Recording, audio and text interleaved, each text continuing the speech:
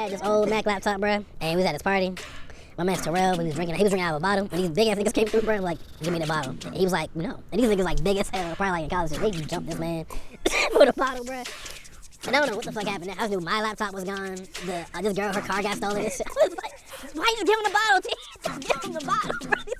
Like, bro, when I say big as hell, bro, they was big as shit, bro. Drunk. I was like, hey, I wasn't mad. I was like, bro, I guess you real. You real as fuck with the bruises and shit. Face fucked up, but you real though. You real.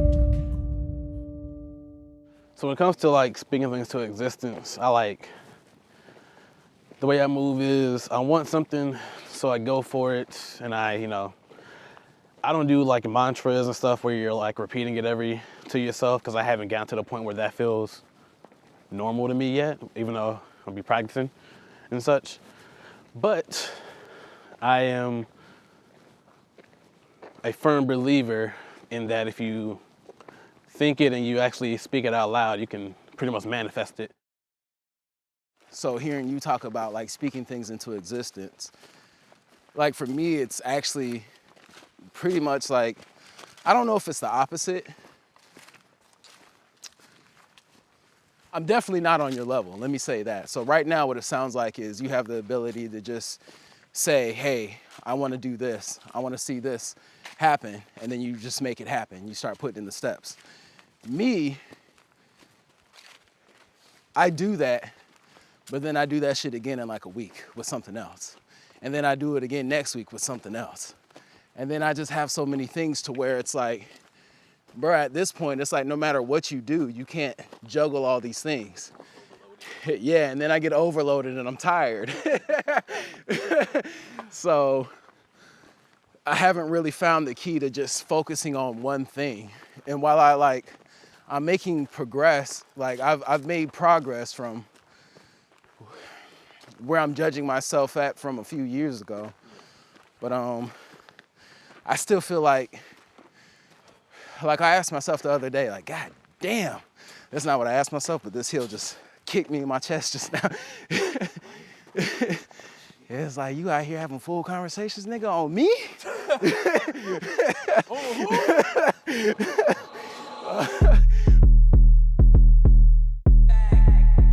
I think there is something to say about people who are just comfortable being comfortable. And that's like a good and bad thing with me. I'm not comfortable just being comfortable. So I always have to keep doing something, but I also have to realize I'm a family man. I need to slow the fuck down too and take care of the home, not just financially, but be there more often.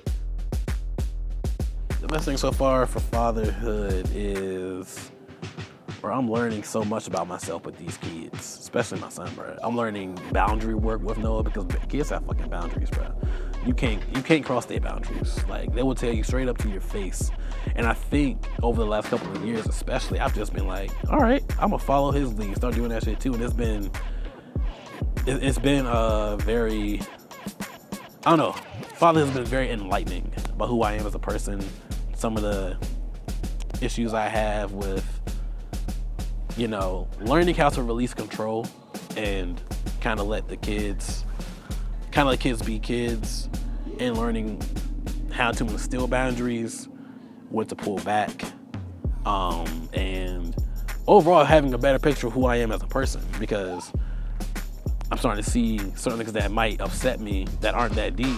It's like, okay, where is that coming from? Why am I upset that he says something a certain way when he has a kid? They don't really understand shit like tone or saying yes instead of yeah or whatever. They just know how to say what they say. Why is this thing triggering me to be like wanting to say you can't talk to me that way, or don't talk back or something like that? Where is that coming from? So it's just like giving me a whole lot of self-introspection and shit. My second kid, Anaya, 3 months now, it's making me slow down even more. Making me... What does that mean, slow down more?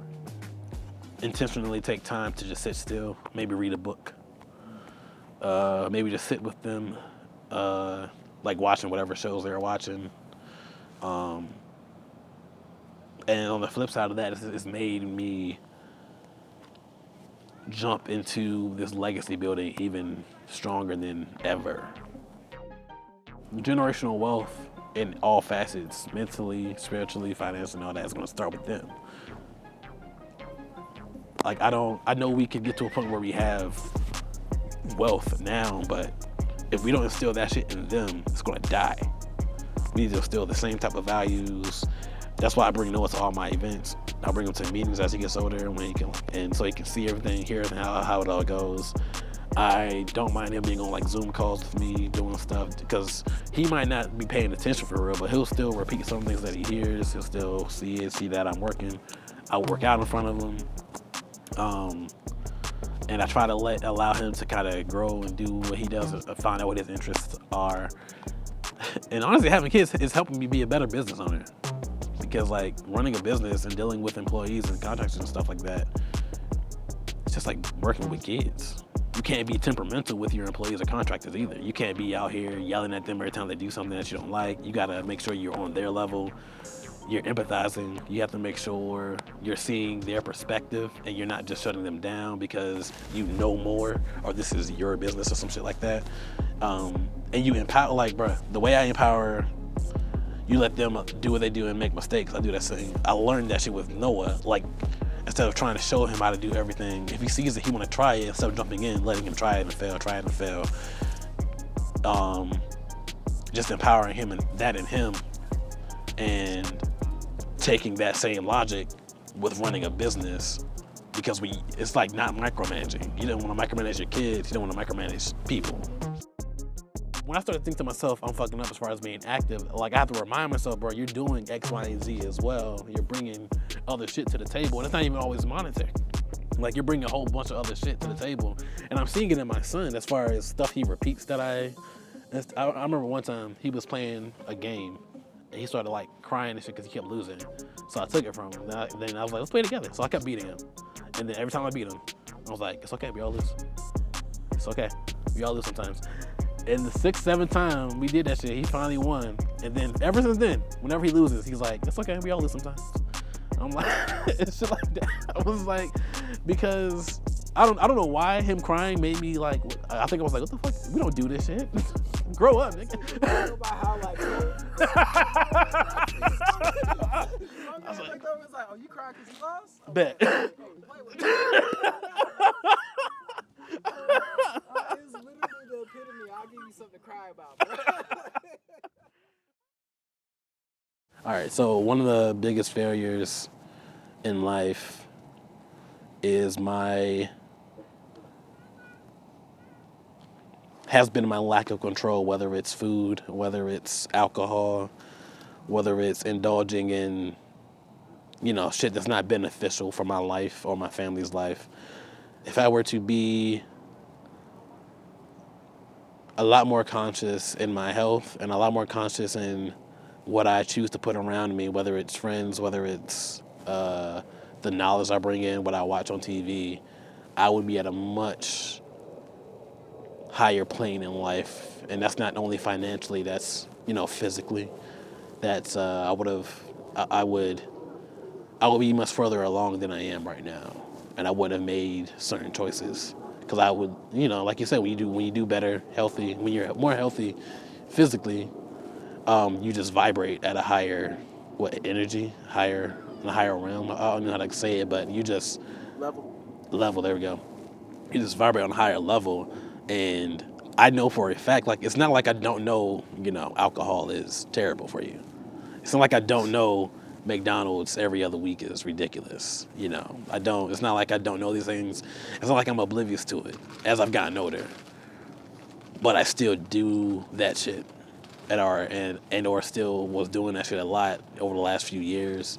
And I'm only just not getting to a point where I'm cutting a lot of shit down and back fully altogether. The other day I asked myself, in order for me to what could I change about myself that would 100x my focus, not my focus, but my success overnight. It was 3 different things. It was focus, it was consistency, and it was controlling my impulses. So I realized what I just described to you earlier, where I have so many different things in my mind that I want to do. I don't actually focus on one thing. which causes me not to be consistent on one thing. But on top of all of that, that's all fed by my impulse control to jump from one thing to the next thing. So they're like all three negative things that just feed, that are like fighting against me as far as what I want to see created. Oh, good God. This mountain ain't no joke.